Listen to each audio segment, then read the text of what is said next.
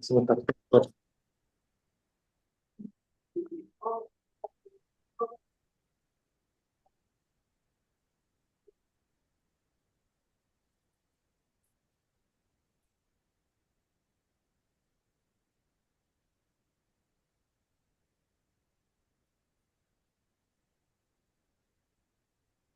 Oke.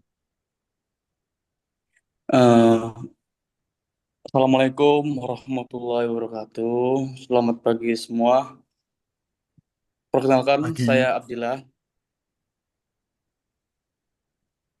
Kita dari kelompok 2 gelombang 13 angkatan 87 akan melakukan podcast beserta 8 rekan lainnya yang berjudul dengan isu yang sekarang sedang berkembang dan menjadi perhatian adalah penetapan 36 bandara internasional di Indonesia. Baik, di sini kita akan menjelaskan sudut pandang lebih lanjut dimulai dari narasumber yang pertama. Silakan.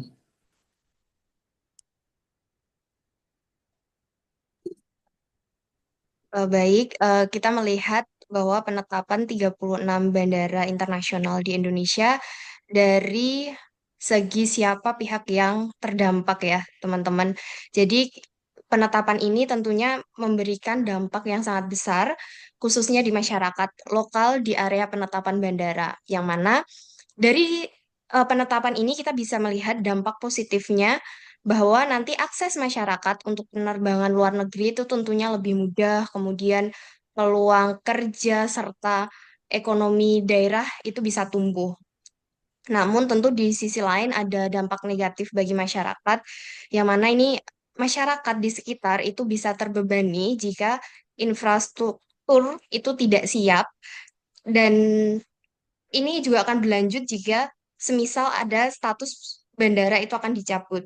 Kemudian pihak lain yang mungkin akan terdampak itu ada pemerintah daerah di mana APBD daerah akan meningkat, kemudian pembangunan infrastruktur juga akan meningkat. Namun untuk dampak negatifnya tentunya pemerintah daerah itu akan terbebani dari segi anggaran, yang mana di area sekitar bandara itu perlu juga disiapkan untuk eh, akomodasi yang sudah berstandar internasional. Kemudian juga pihak lainnya, ada pengelola bandara dan maskapai, kemudian dari segi pihak industri pariwisata dan UMKM, serta juga pemerintah pusat, itu juga pasti terdampak. Begitu, Mas.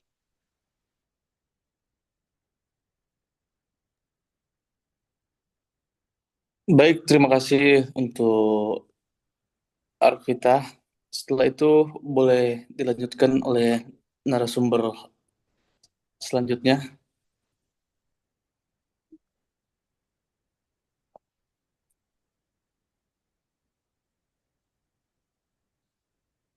Oke, yang saya sekarang itu when atau kapan ya? Kapan kebijakan ini berlaku? Apakah langsung berjalan atau butuh persiapan? Yang jelas ini eh, berlaku keputusan ini setelah ini ya, setelah keputusan keluar. Namun disertai dengan pengawasan, evaluasi berkala dan kewajiban pemenuhan standar keselamatan, keamanan dan pelayanan seperti itu. Jadi kalau semisal untuk tanyakan kapan kebijakan ini berlaku, yang jelas persiapannya harus matang karena kan juga tidak apa tidak mungkin kalau semisal tidak ada persiapan sama sekali gitu sih. Mungkin bisa saya kembalikan lagi ke moderator. Hmm, Baik, terima kasih atas penjelasannya. Selanjutnya bisa di mana saja lokasi bandara internasional? Boleh dijelaskan? Baik, untuk lokasi bandara internasional itu tidak hanya di Pulau Jawa saja, dia ada di Pulau Sumatera, Kalimantan, di Sulawesi, Nusa Tenggara hingga Papua. Dan itu ada total 36 bandara yang akan dijadikan bandara internasional. Saya sebutkan untuk di antara lain yaitu Bandara Sultan Iskandar Muda di Aceh, Bandara Kuala Namu di Deli Serdang, Bandara Bandara Minangkabau Padang Pariaman, Bandara Sultan Syarif Kasim II di Pekanbaru hingga bandara di Merauke, yaitu di Bandara Mopa. Bandara-bandara tersebut dipilih berdasarkan potensi wisata dan perdagangannya di wilayah masing-masing tersebut.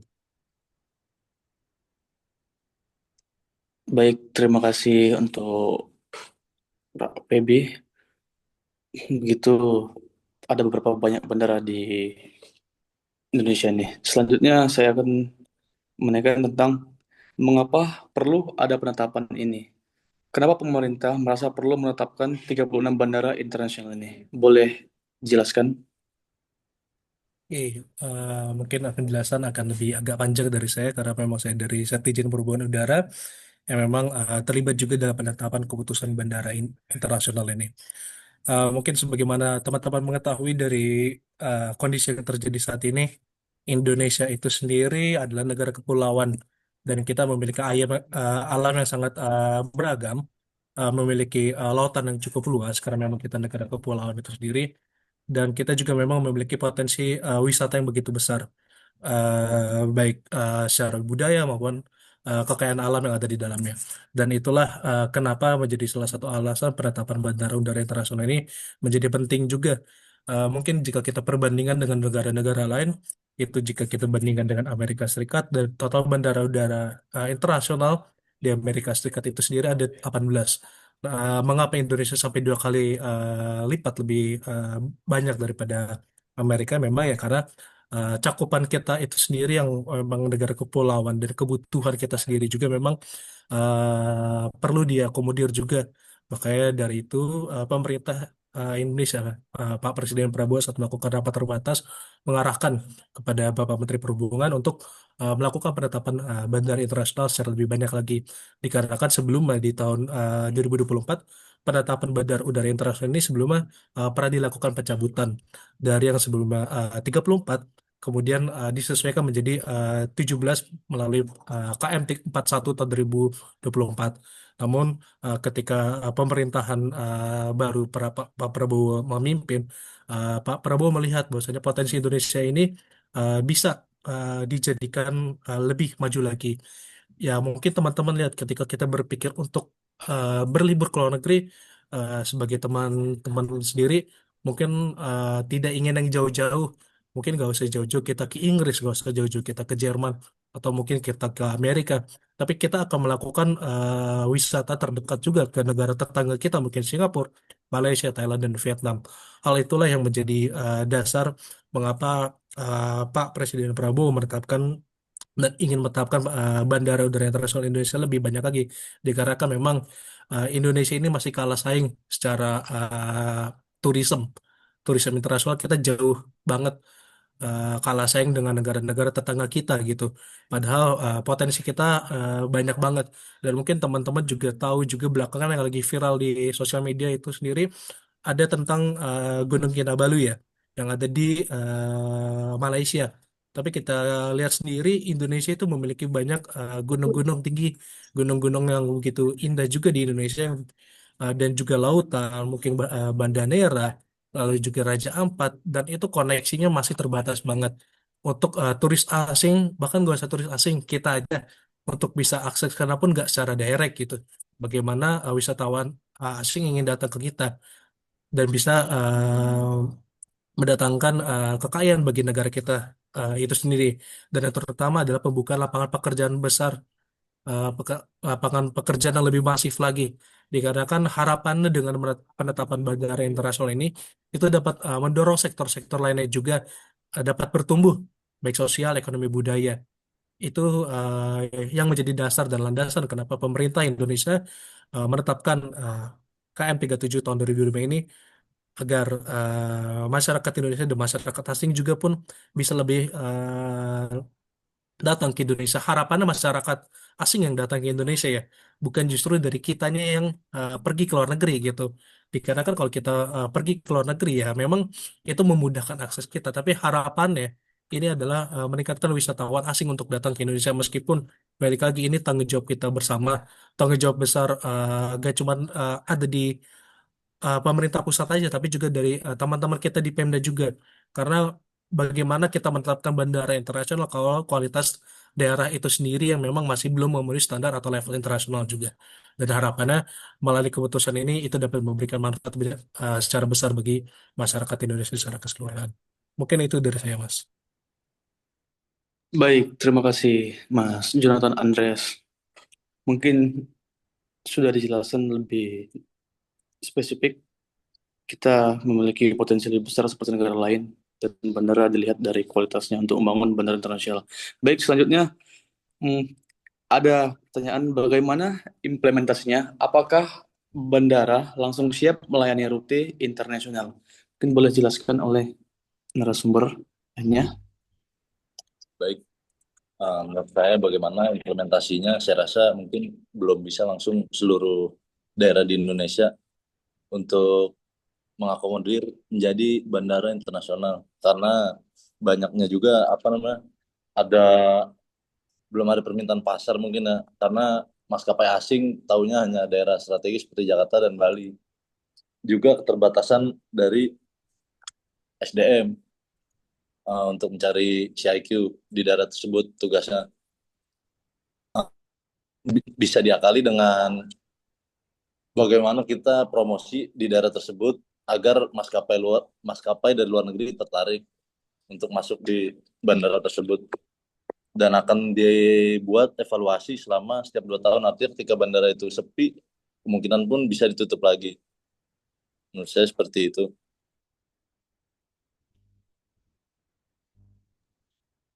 Baik, terima kasih Mas Dandi atas penjelasannya.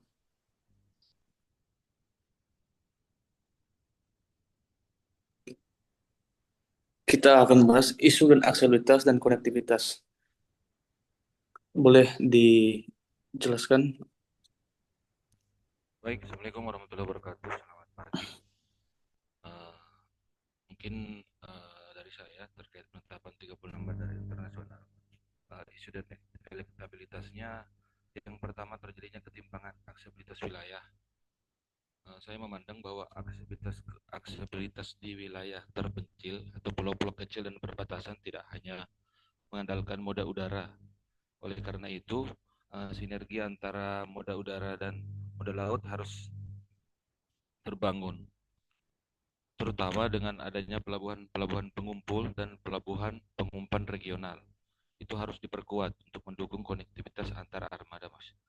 Terus tindakan-tindakan strategisnya, yang pertama pengembangan pelabuhan laut yang terintegrasi dengan bandara internasional di wilayah pesisir.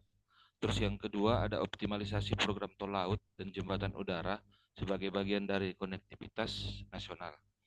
Terus tadi yang kedua, setelah ketimpangan ada konektivitas udara yang belum merata, Mas. Konektivitas udara yang terbatas dapat dilengkapi dengan konektivitas laut sebagai model alternatif dan pendukung distribusi logistik maupun mobilitas masyarakat, terutama di daerah-daerah traffic penerbangan rendah.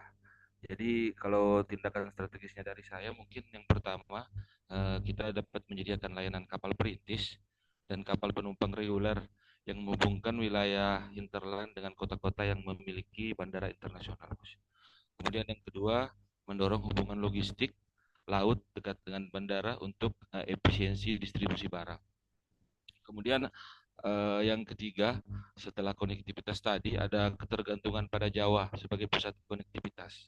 Jadi untuk mengurangi ketimpangan tersebut, konektivitas antar wilayah, mungkin dari saya perhubungan laut mendukung pengembangan koridor laut di luar Jawa seperti koridor Sulawesi, ada Maluku, Papua dan Sumatera, serta Kalimantan, agar kiranya mampu menopang pertumbuhan bandara internasional yang ada di Pulau Jawa.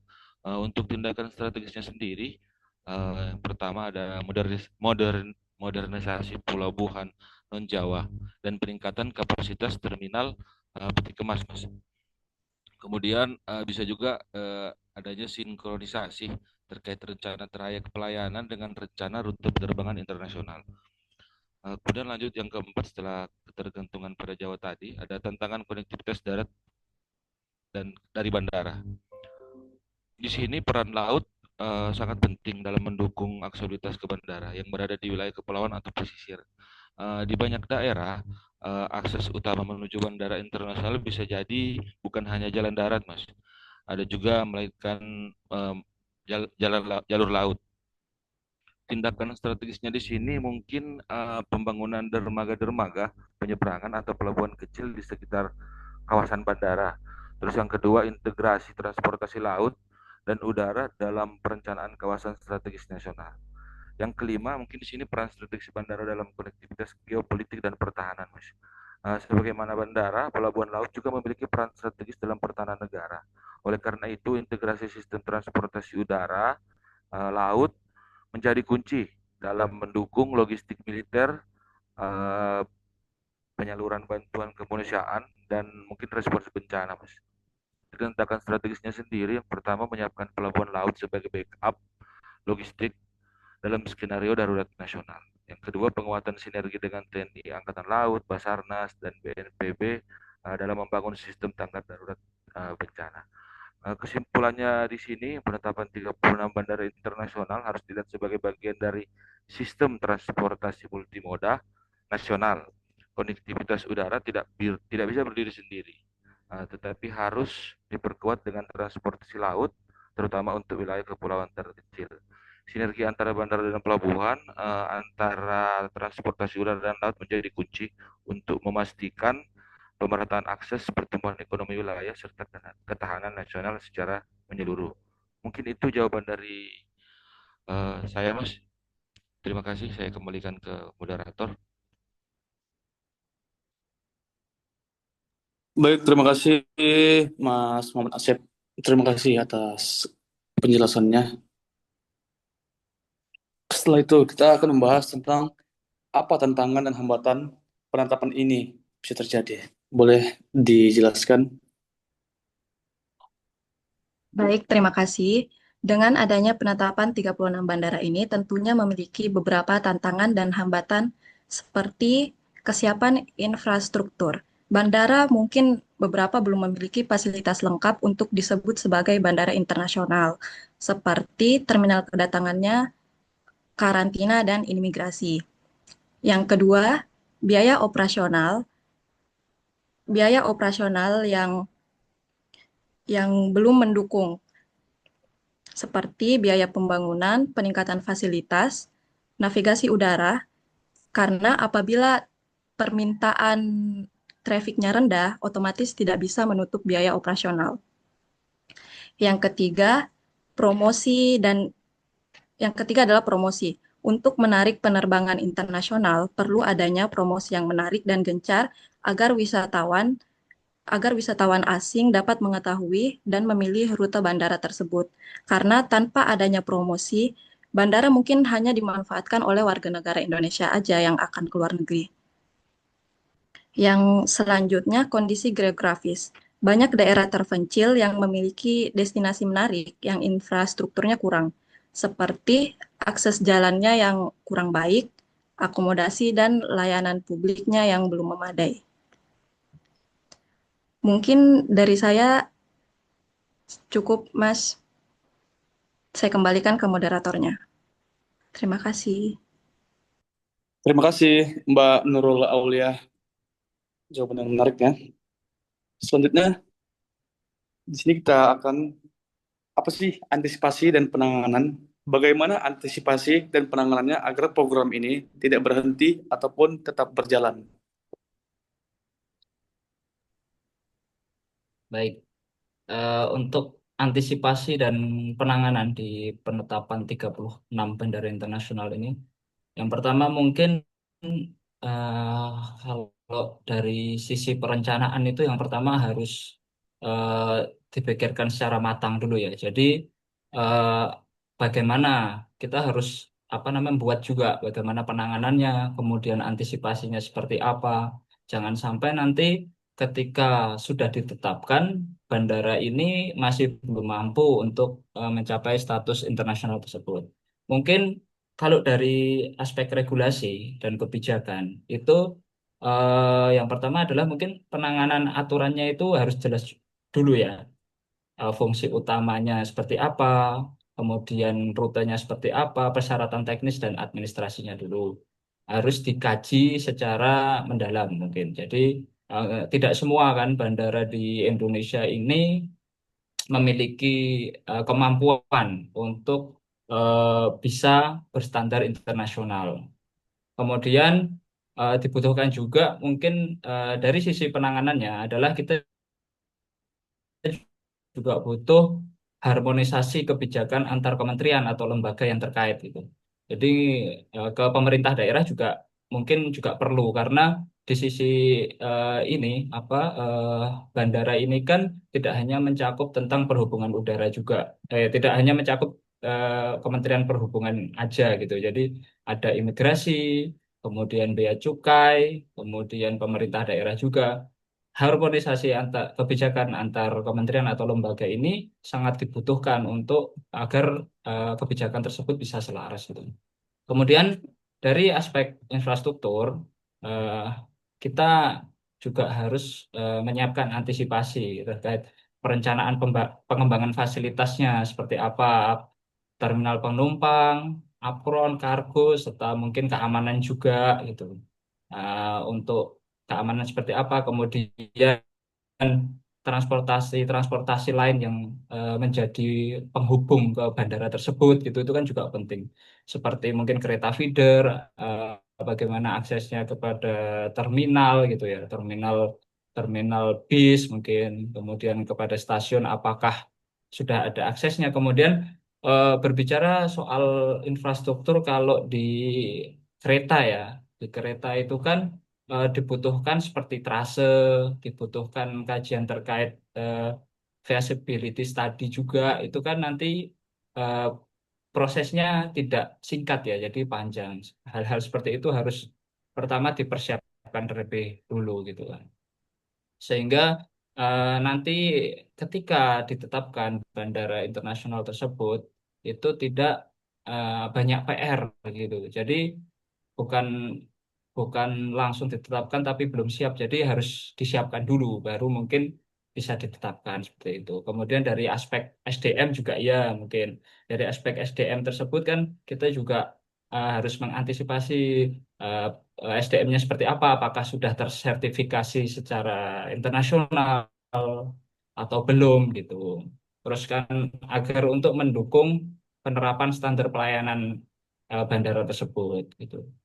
Kemudian dari aspek ekonomi dan pariwisata, kita eh, untuk langkah antisipasinya mungkin ya, mungkin bisa pemetaan potensi destinasi pariwisatanya dulu. Jadi mana aja nih potensi pariwisata yang lebih apa ya, lebih dominan untuk banyak permintaannya seperti itu. Kemudian dari situ kita bisa menetapkan mungkin prioritas-prioritas pembangunannya itu akan di mana dulu gitu. Terus prioritas-prioritas penetapannya itu akan di mana dulu bandaranya seperti itu. Tidak langsung semuanya bisa ditetapkan secara serentak gitu seperti itu.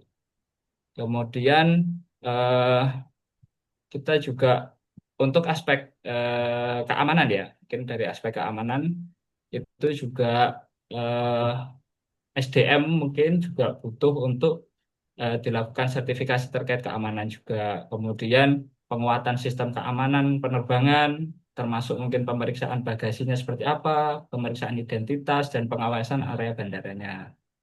Dalam hal ini, untuk penanganannya kita bisa berkolaborasi dengan TNI, Polri, dan instansi terkait untuk pengawasan potensi ancaman internasional. Karena dengan adanya bandara internasional tersebut, itu kan berarti potensi ancamannya juga meningkat dari luar negeri, ya, seperti itu. Kemudian dari aspek lingkungan dan sosial itu mungkin kita juga harus analisis dampaknya dulu, analisis dampak lingkungannya seperti apa terkait kebisingan, polusi udara, dan perubahan tata ruang. Kemudian dari sini mungkin bisa dibuatkan salah satu penanganannya yaitu penerapan konsep Green Airport gitu. Jadi dari pembangunannya sendiri untuk peningkatan bandara tersebut disesuaikan dengan kebutuhannya. Seperti itu. Jadi kemudian mungkin terakhir ya untuk ke publik ke masyarakat juga dibutuhkan juga sosialisasi transparan gitu, mengenai alasan rasional ya agar masyarakat daerah itu tidak merasa dirugikan karena kalau kita lihat eh, apa pengalaman yang sudah ya seperti tol yang dari Jogja Solo itu kan juga banyak juga masyarakat yang merasa bahwa apa namanya dirinya dirugikan dengan adanya tol tersebut, mungkin UMKM sekitar dan lain sebagainya. Hal itu juga perlu juga apa kajian lebih lanjut ya. Kemudian sosialisasi juga ke masyarakat agar masyarakat tidak salah dalam menerima informasi tersebut. Ya, mungkin dari saya terkait antisipasi dan penanganan terkait 36 bandara internasional ini seperti itu ya. Mungkin saya kembalikan lagi ke moderator, silakan. Baik, makasih atas penjelasannya Mas Satria Agung Pamudi. Ya. Kita sudah mendengar semua dari teman-teman semua penjelasan tentang isu penetapan 36 bandara internasional. Mungkin di sini saya menambahkan kesimpulan itu utama di situ ada tujuan strategis pemetaan dan konektivitas ya. Penetapan 36 bandara menjadi bandara internasional dilakukan sebagai langkah strategis untuk memperkuat konektivitas antar wilayah dan membuka akses langsung ke luar negeri dari daerah serta mendorong pemerataan ekonomi, pariwisata dan investasi ke luar Pulau Jawa. Dan di situ juga kita melihat potensi manfaat ekonomi dan risiko.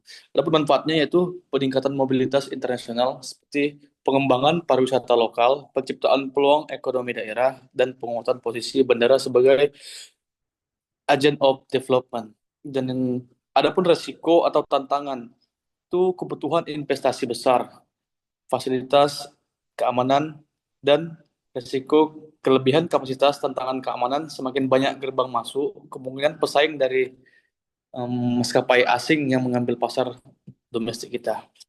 Baik, mungkin saya rasa cukup dari hasil apa yang kita bahas.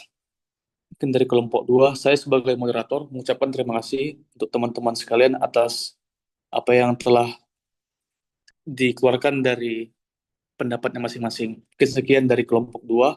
Assalamualaikum warahmatullahi wabarakatuh. Selamat pagi. Waalaikumsalam warahmatullahi wabarakatuh. Selamat pagi. Waalaikumsalam Terima kasih warahmatullahi wabarakatuh. rekan-rekan semua. Terima kasih.